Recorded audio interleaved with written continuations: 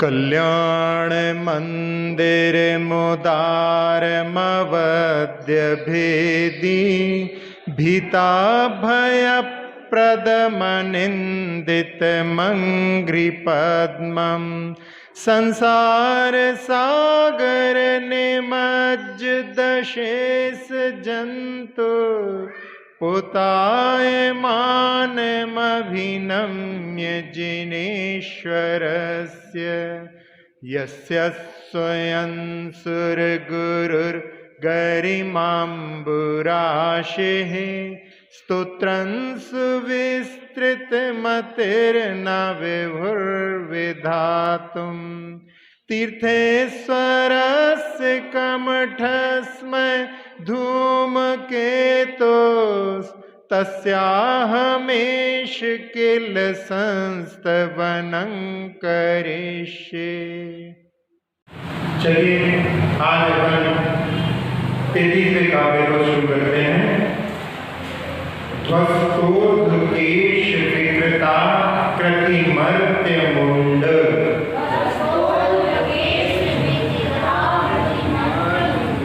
ध्वस्तोर्ध्वकेश विकृता कृतिमर्त्य मुंड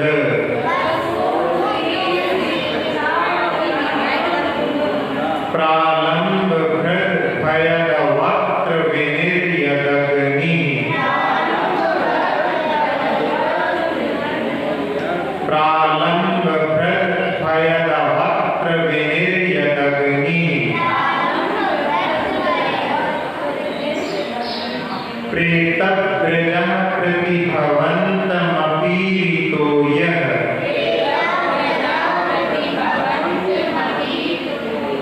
सोऽस्याभवत् प्रतिभवं भवदुःख हेतुः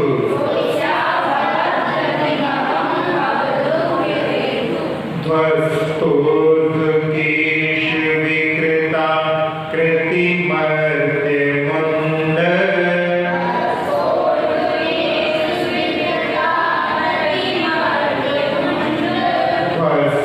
ध्वस्तोर्ध्वकेश विकृता कृतिमर्त्य मुंड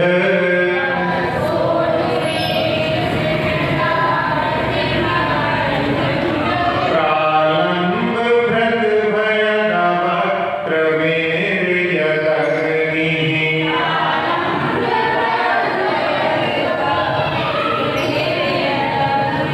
प्रालंब भृत भयद वक्त्र विनिर्यदग्निः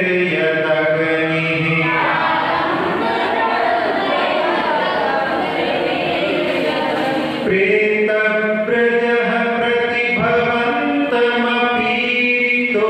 यः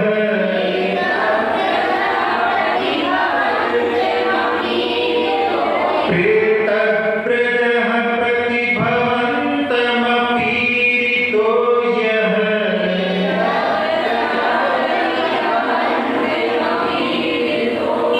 सोऽस्याभवत् प्रतिभवं भवदुःख हेतुः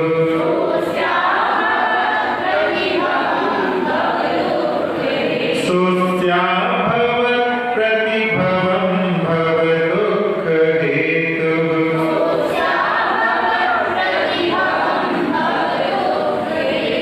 इस 33वें काव्य में भी पार्श्वनाथ भगवान के बनने के पहले मुनि पार्श्व कुमार के ऊपर जो उपसर्ग हुए हैं उसमें तीसरा उपसर्ग इस 33वें काव्य में बतलाया गया है। इसमें भगवान की स्तुति करते हुए कह रहे हैं तेन असुरेण, उस असुर ने ध्वस्तोर्ध्वकेश विकृता कृतिमर्त्य मुंड प्रालंब ध्वस्त ऊर्ध्वकेश जिनके सिर के बाल मुंडे हुए हैं और विकृत आकृति यानी जिनकी आकृति विकृत है यानी विकार से युक्त है, देख करके भयभीत करने वाली और मर्त्य मुंड प्रालंब जो गले में माला पहने हुए हैं वो नर कपालों की यानी नर कपाल जो होते हैं उनकी माला गले में पहने हुए, यानी मनुष्यों के मुंड जो होते हैं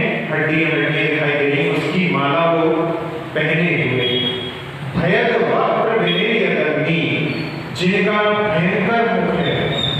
वक्र शब्द मुख के लिए आता है भय को उत्पन्न करने वाला, और जिसमें से अग्नि निकल रही है।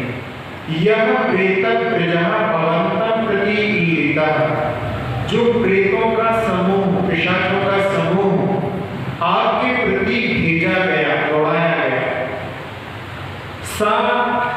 अस्य प्रतिभवं भव दुःख हेतु अभवत्,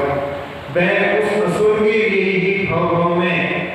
संसार में दुखों का कारण हुआ। भगवान तो उससे उनकी, जैसे एक काव्य दे दिया था, छाया की तैस्ता नाम था हतासु, उससे भगवान की छाया भी प्रभावित नहीं हुई, यानी उनके अंदर मन में कोई भी विकार उत्पन्न नहीं हुआ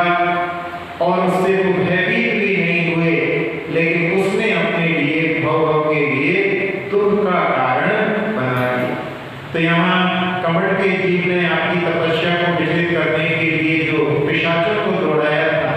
उनसे आपका कुछ भी बिगाड़ नहीं हुआ, परंतु उस पिशाच ने ही भारी कर्म बंद किया और उससे भव के दुख उसने अपने लिए ही सृजित कर लिए। पार्श्वनाथ भगवान जब ध्यान से विचलित नहीं हुए, जिसमें पहले धूल उड़ाई, फिर पानी की मूसलाधार बारिश भी की, और बाद में उनको भयभीत करने के लिए प्रेतों के समूह को भी भेजा गया। आप लोगों ने एक कथानक पद्म पुराण का यदि स्वाध्याय किया होगा तो उसमें भी पढ़ा था, जब राम, सीता और लक्ष्मण वनवास में भ्रमण करते करते बंसर पर्वत के निकट जो नगर था, वहां पर संध्या काल में पहुंचते हैं तो देखते हैं कि गांव के सारे लोग नगर को छोड़कर के अपने सोने के वस्त्र आदि लेकर के जा रहे हैं। उस समय में उनसे पूछा क्योंकि कहाँ जा रहे हो, तो कहा पर्वत के ऊपर से रात में इतनी भयानक आवाज आती है कि हम लोगों की निद्रा नहीं होती और हम लोग आपस में बात नहीं कर पाते, इतना शोर होता है किसी की आवाज सुनाई नहीं देती। तो हम लोग रात में एक योजन दूर जाकर के वहां पर शयन करके और सुबह हम लोग जब वो आवाज बंद हो जाती है तो लौट आते हैं। सीता ने कहा कि अपन भी चलते हैं, फिर आएंगे अपन लौट करके यहाँ। तो उस समय में श्री राम कहते हैं कि हम तो देखने जाएंगे कि वो आवाज क्यों होती है, और तुम्हें यदि डर लग रहा है तो इन लोगों के साथ चली जाओ और सुबह हमको खोजते हुए आ जाना। वो आगे बढ़ने लगते हैं तो सीता कहाँ उनका साथ छोड़ने वाली है, जिसने राजमहल के सुखों को छोड़कर के उनके साथ साथ में जाना स्वीकार किया था, आज ऐसे समय में कहाँ इन छोटी बातों पर वो छोड़ करके जाने वाली है। और उस समय में कहती है कि आप लोगों की हट तो केकड़े जैसी, एक बार पकड़ लिया तो छूटती है और पीछे पीछे चली आती है। और उस समय में जैसे ही वो पर्वत के ऊपर पहुंचते हैं और वहां पर पर्वत पर दोनों युवा मुनि कुलभूषण देशभूषण महाराज ध्यानस्थ है और उनको देख करके दूर से ही उनको नमोस्तु करते हुए उनकी ओर बढ़ते हैं। और वहां पास में पहुंचने के बाद में सीता घबरा जाती है, क्योंकि पास में चरणों के पास में भिक्षु सर्प आदि सब घूम रहे हैं, कुछ तो पैरों के ऊपर भी चढ़ रहे हैं। तब उस समय में अपने धनुष के माध्यम से उन सबको वहां से दूर करते और निर्झर का झरने का निर्मल जल ला करके, जो प्रासुक होता है पत्थरों से टकराने से, उसको ला करके वो मुनिनाथ के चरणों के अभिषेक करते हैं। रात नहीं हुई, संध्या काल, और उसके बाद में उनकी भक्ति वहां पर वो सजाते हैं, जिसमें श्री राम वहां पर वीणा बजाते हैं, लक्ष्मण गायन करते हैं और सीता वहां पर नृत्य करके उनकी भक्ति करती है। और जैसे ही धीरे धीरे अंधेरा पड़ना प्रारंभ कि एक ज्योतिषी देव वहां पर आकर के और ऐसे ही प्रेतों के राक्षसों के समूह को उनकी ओर वहां पर भेजने लगता है और उसमें वहां पर भूतों का जो झुंड रहता है उनका अट्टहास बहुत तेज तेज हंसी होने लगती है। राक्षसों के नीरस शब्द उत्पन्न होने लगते हैं जो कानों को चुभते हैं और डांटी आदि दिखने लगती हैं। भूगल जैसे फैसे वहां पर पकने लगता है और उस समय सीता भयभीत होकर के श्री राम के निकट आकर के जैसे पेड़ वृक्ष से चिपक जाती है वो वहां पर उनके तन से लग जाती है और श्री राम उसको ढांढस बजाते हैं कि घबराओ नहीं, महाराज के चरणों के निकट बैठ जाओ और उस समय अपनी धनुष की प्रत्यंचा चढ़ा करके और एक बार टंकार रखते हैं और जैसे ही उस टंकार को वो ज्योतिष देव सुनता है और वो समझ जाता है कि यहाँ पर महापुरुष सलाहका पुरुष नारायण और बलभद्र आ चुके हैं और उस समय में अपनी माया को अपनी विक्रिया को समेट करके वहां से रफू चक्कर कर जाता है और उस समय में उन दोनों मुनिराज की जो कई दिनों से उत्सर्ग चल रहा था, दिन में तो वैसे ही ध्यान की अनुकूलता नहीं बन पाई लेकिन रात में ध्यान की अनुकूलता बनने के अवसर पर वो आकर के उत्सर्ग करता था और ध्यान की ऊंचाइयों को वो नहीं छू पाए। लेकिन आज उनको जब अनुकूलता मिली तो उन्होंने शुक्ल ध्यान जिसमें कि छपक श्रेणी पर आरोहण करके और कैवल्य को प्राप्त हुए। दोनों मुनिराज एक साथ में कैवल्य को प्राप्त हुए। फिर उसके बाद में उनकी गंध कुटीरी लगती है और दोनों कीर्ति एक साथ में वहां पर उपदेश देते हैं। कर्म से एक बोलते हैं दूसरे बोलते हैं, इस प्रकार से उनका उपदेश चलता है और उसमें हमको पता पड़ता है कि कई भवों से जिनका भाई बन रहा है, ये भी कई भवों से साथ साथ में भाई बन रहे हैं और उनका एक सोतेला भाई कई भवों से बन रहा है, वो उनके ऊपर उत्सर्ग करने के लिए आया था। तो इस प्रकार से जैसा यहाँ इस काम में बताया है वैसा ही वहां पर प्रेतों के समूह को भेज करके उसने उपसर्ग उनके ऊपर किया था। ऐसे उपसर्गों में भी जो चलायमान नहीं होते वो वहां पर बड़ी बड़ी उपलब्धियां प्राप्त कर लेते हैं। जब इसी पद्म पुराण के प्रसंग को हम देखते हैं जिसमें कैकसी जो रावण की माता थी और एक विमान जब गुप्त लंका में ये निवास कर रहे थे वहां से ऊपर से निकलता है तो रावण पूछता है कि ये किसका विमान है। उस समय में कैकसी बताती है कि तुम्हारी मौसी का लड़का वैश्रवण और ये लंका का अधिपति बना है। इंद्र नाम का एक राजा था, उसने तुम्हारे बाबा को मार करके लंका प्राप्त कर ली थी और हम लोगों को इस गुप्त लंका में रुकना पड़ रहा है। तुम लोग हमारे अरमान हो, तुम लोगों के माध्यम से हमें पुनः लंका प्राप्त होगी। ऐसे भावों को लेकर के हम केवल जीवित हैं और उस समय ये कई विद्याओं का स्वामी है। तो उस समय ये भी विद्याधर है तो विद्याएं सिद्ध करने के लिए महाभीम में विभीषण, भानुकर्ण और रावण तीनों जाते हैं। भानुकर्ण जिसके नाम को आप कुंभकर्ण के नाम से जानते हैं, वो कुंभकर्ण इसलिए पड़ गया क्योंकि कुंभ पर उनकी ससुराल थी और ससुराल की बातों पर ज्यादा ध्यान देते थे, अक्सर देते भी हैं लोग, इसलिए उनका नाम भानुकर्ण की जगह कुंभकर्ण, यानी ससुराल के लिए कान लगे रहते थे, इसलिए उनका नाम कुंभकर्ण भी प्रचलित हो गया। और तीनों वहां पर ध्यानस्थ होकर के विद्याएं सिद्ध करने के लिए बैठ जाते हैं और वहां जम्बूद्वीप का जो यक्ष है वो वहां पर आता है और उस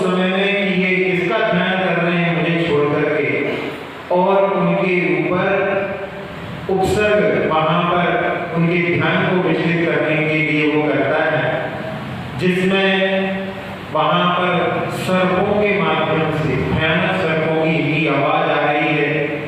और बिल्कुल पास में ही भयानक सर्प वहां पर उपस्थित हो गए हैं। सिंह की दहाड़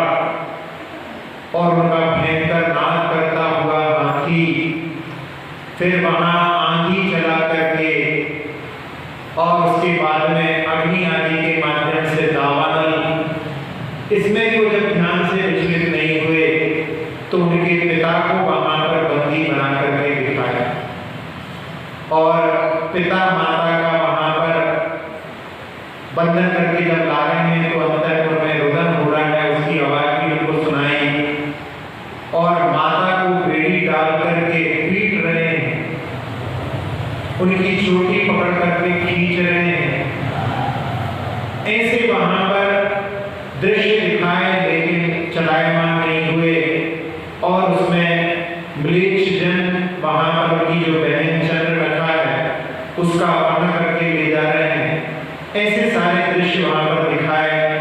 और उसके बाद में माता पिता के सिर को काट करके उनको दिखलाया। उसमें दो जो थे वो वहां पर चलायमान हो गए, यानी कुंभकर्ण और विभीषण वहां पर चंचल हो गए, लेकिन दशानन बिल्कुल अड़िग रहा। उस समय में आचार्य रविशंकर महाराज ने देखा है कि यदि ये मुनि अवस्था में कोई ऐसा ध्यान करता तो निर्वाण को प्राप्त कर लेता। ऐसी उसमें अडिगता थी, चंचलता से रहित होकर के उनका वहां पर ध्यान करना, ऐसी ध्यान से मुक्ति मिल जाती। ऐसे ध्यान को उसने वहां पर किया था, उसके माध्यम से जो विद्याएं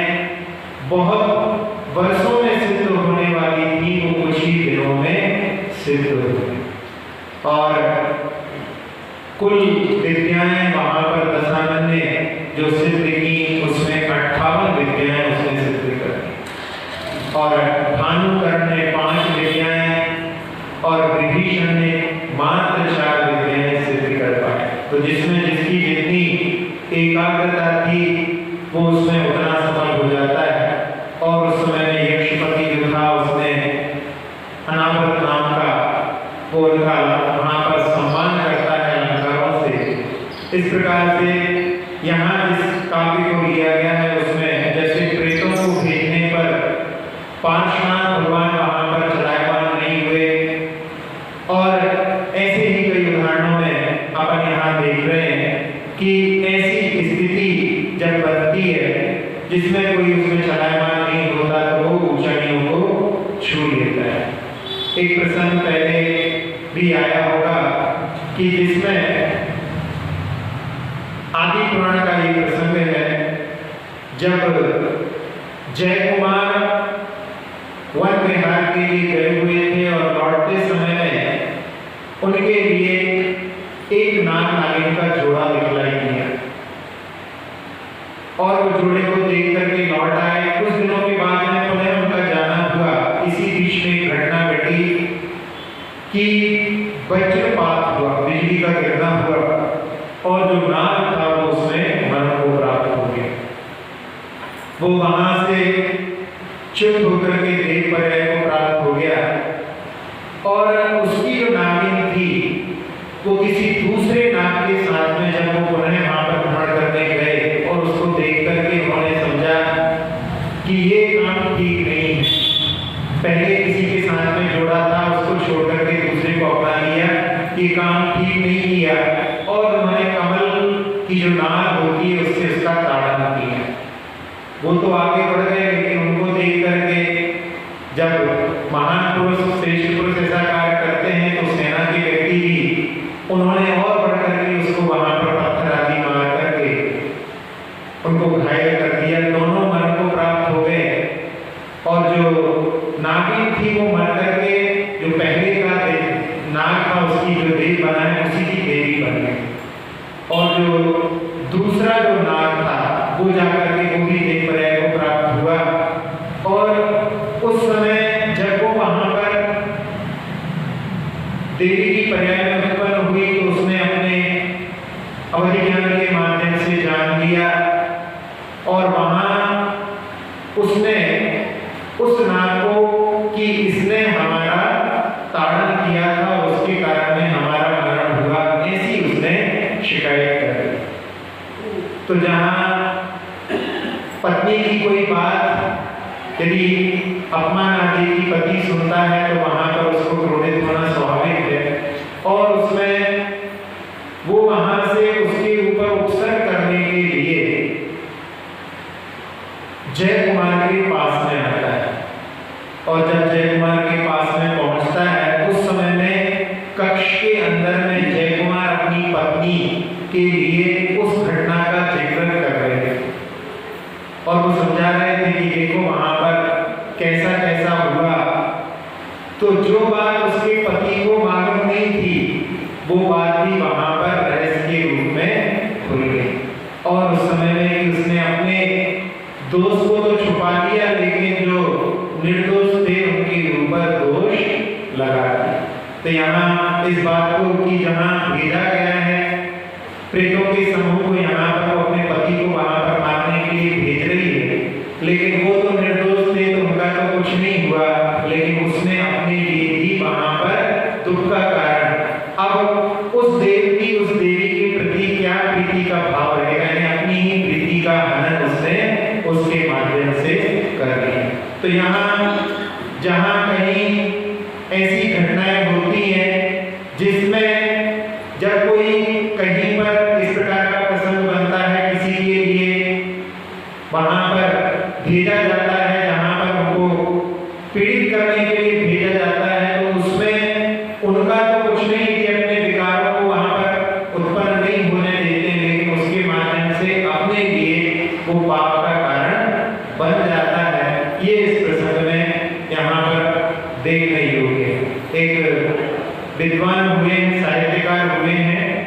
जिनका नाम है कन्हैयालाल प्रभाकर। उन्होंने एक घटना अपनी किसी कृति में लिखी है कि उनके पिताजी के समय में एक घटना वहां पर घटी। उनके पिताजी ने एक जमीन जो कि बहुत सारे लोगों की दृष्टि में उसको खरीदने का कार्य चल रहा था और जो बड़ी बड़ी कीमत लगा चुके थे, लेकिन सफल नहीं हो पाए, और वो उनके पिताजी ने खरीदी। और उसमें उनके कुटुंब के ही लोग थे, लेकिन जमीन आदि के लिए बहुत आपस में कशाएं रहती हैं, और वो गुंडों को लेकर के उनको धमकाने के लिए वहां पर पहुंच गए। और उस समय में उनके पिताजी भोजन करने के लिए बैठ रहे थे, और वो बैठ चुके थे जब वो वहां पर सारे लोग उपस्थित हुए और गालियां देने के साथ साथ में हाथ में वहां पर हथियार लेकर के और बहुत कुछ बोलने लगे। तो उस समय में उन्होंने बड़ी शांति से उनको देख करके उनसे कहा कि भोजन का समय है, थाली लगी है, आओ भोजन करो। जो गालियां दे रहे हैं, हाथ में हथियार लेकर के मारने के लिए आए हैं, उनके प्रति भी जब उन्होंने ऐसा व्यवहार किया तो जैसे कोई जले हुए हैं, तपे हुए तवे के ऊपर कोई पानी की बूंदे डाल दे, ऐसे बिल्कुल क्षुण्ण हो जाती है, ऐसे कोई भी कुछ नहीं कर सकते, ऐसी स्थिति है। तो वो वहां पर और भड़क उठे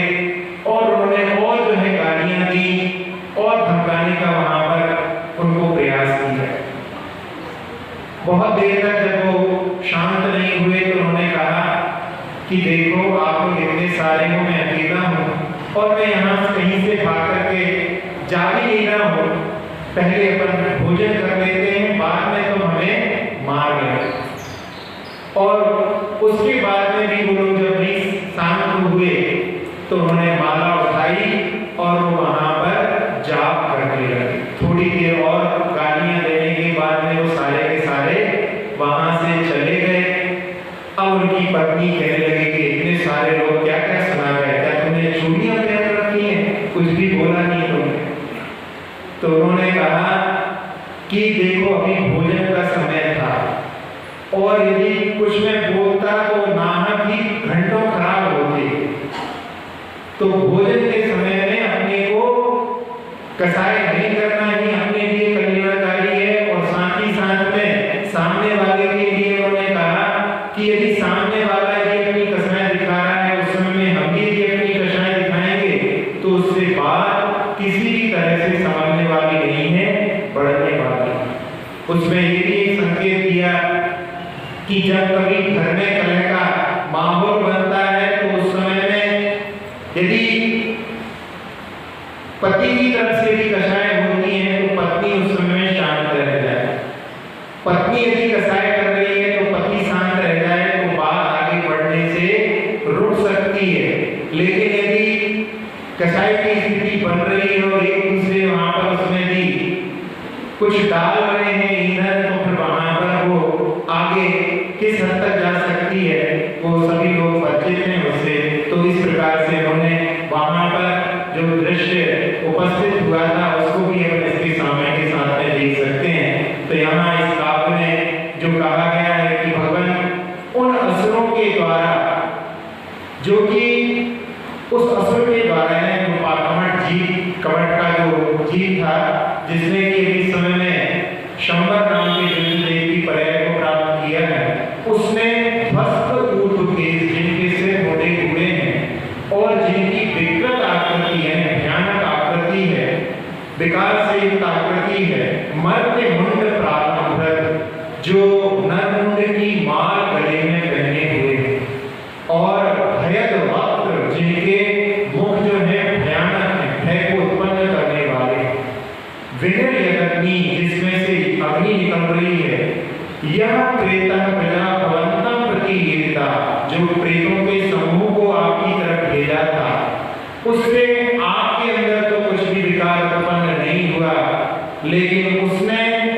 सा अस्य प्रतिभवम भव दुख हेतु रोहत, उसने अपने लिए ही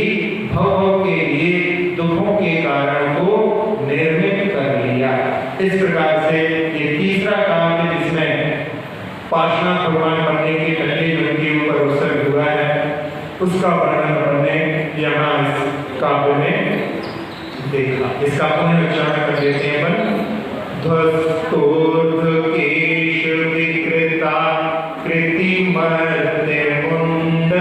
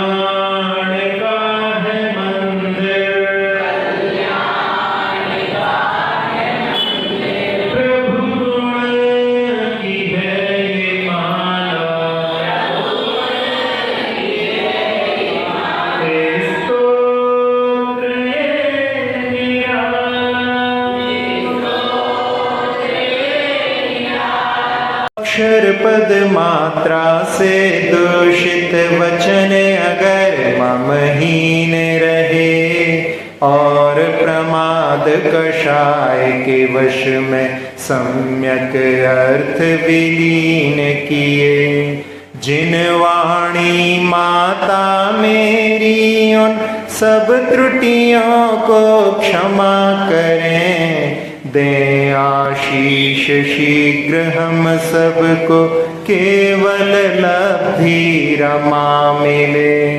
प्राप्त हमें हो बोधि समाधि परिणामों की शुद्धि हो, निज आत्म उपलब्ध हमें हो, शाश्वत सुख की सिद्धि हो। चिंतित वस्तु दात्री माता चिंतामणि उपमा भाती, करो वंदना पूर्ण विनय से चरण रखूं मैं ये पाती। कर जिन वाणी स्तुति तन की ममता टार, महामंत्र का जाप अब सभी जपें नभ बार।